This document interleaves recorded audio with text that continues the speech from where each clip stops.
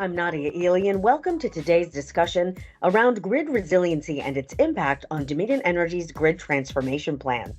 The GTP aims to safely, reliably, and affordably shore up and improve our existing infrastructure and systems to equip them for the grid of the future. This series explores the various grid resiliency initiatives that play a role in making up the greater GTP. Two of these initiatives are hosting capacity and DERMS.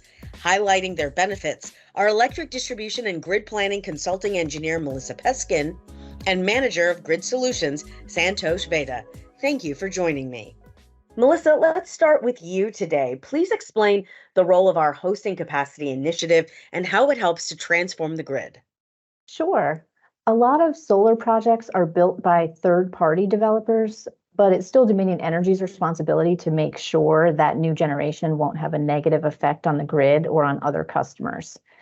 If our facilities have to be upgraded to support that, the cost is paid by the developer, not by Dominion ratepayers. Solar hosting capacity is an engineering analysis we run for different hours of the day and year for each substation and circuit to produce an estimate of how much solar generation can be connected to each line segment. And then we publish these results to a public map on dominionenergy.com with quarterly updates. Solar developers can use the map to find project locations that are likely to require no upgrades or minimal upgrades. We also run hosting capacity for electric vehicle load to assist in siting large EV charging stations. This map is used by developers and by government entities who want to support or encourage EV charging sites in local areas. So the maps help to transform the grid by facilitating solar interconnections, which are a growing part of our distribution mix and a part of the plan to achieve our renewable energy goals. Thank you for explaining that, Melissa. Coming to you now, Santosh, can you walk me through what a distributed energy resource, or DER, is and its relationship to DERMS and what each do? Absolutely, Nadia. So let's define the term DER, right? A distributed energy resource. So it's a term that we use for describing an asset that can also be used as a grid resource. Traditionally, we have referred to DERs to encompass solar PV and wind and battery storage. But of late, we are able to include flexible customer loads like electric vehicles and smart thermostats to help support the grid as well. Now, as you can imagine, like the DERs are much broader. It includes a lot of customer loads, and there are many of these. And these are some things our customers buy and use, and and this is the product of electrification. Now, what a DERMS is, the DERMS is a distributed energy resource management system. It's a single piece of centralized software that helps us manage all these DERs in one place. It lets us unify the monitoring, visualization, control, and optimization of all these assets. Now, if these DERs are not managed properly, they could cause local grid issues. Could be local overloads, it could be power swings. But then when we have a DERMS that brings together all these DERs as a single integrated system, then we are able to manage them more effectively and use these for improving our grid reliability. Thank you, Santosh. Melissa and Santosh, can you outline some of the benefits associated with hosting capacity and DERMS and briefly discuss how they're related? Hosting capacity helps developers succeed in bringing new technologies to our grid. That helps us move toward net zero carbon goals. At the company level, our goal is net zero by 2050, and we're going to need a lot of solar to get there. At the society level, in addition to the benefits of solar, electric vehicles are a big way to reduce carbon as we produce greener electricity to charge them.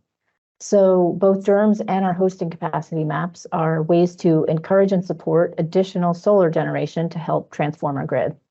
Absolutely. To add to Melissa's point, I think the key here is that we need all these resources out in the distribution system for us to get to that, net zero carbon emission goals as we have in our Virginia Clean Economy Act.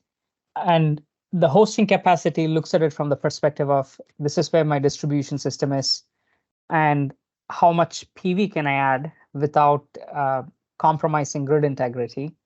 Whereas the DERMS is the other side of the coin, where we look at all the assets that are on the field, and then we think of, okay, how do we manage the grid given these assets? So it really is two sides of the same coin, one from a planning perspective, and the other is like from a real-time operations perspective. And Melissa, that's something that you would see as like, would you agree with that? Yes, absolutely. And we may find other ways they can interact as we're producing more hourly information that could be used to help understand how DERMS should operate in the future. There are many benefits that comes with having a real-time system like DERMS to manage the distributed energy resources. For instance, to Melissa's point, we are expecting to have large numbers of PV sites in the future. Now, the DERMS would help us manage all these different types of DERs in the future. It could be PV, could be battery systems, and so on. We also will be able to optimize the use of these DERs to support local and bulk grid operations. And the DERMS would also enable us to manage the programs that brings together these DERs. We call these programs demand response programs. So with the DERMS, we're able to manage multiple of these DER demand response programs more effectively. Thank you for that, Santosh and Melissa. Now, the last question is for both of you as well, and I'd like for you to talk about some of the key lessons learned from both hosting capacity and DERMS. Santosh, I'll start with you, and Melissa, please add your thoughts as well. Absolutely, Nadia. With DERMS, we are starting to implement and deploy the DERMS system, and we are learning that we have a lot of this information in different groups within the organization. But with DERMS, we're able to pull all of this together and understand where these assets are located and how can we leverage them to benefit of grid operations more effectively.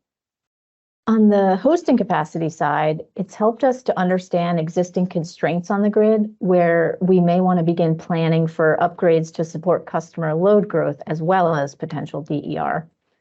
It's also been a good project in terms of how we use our electric distribution model to run large-scale analysis for many hours over the year.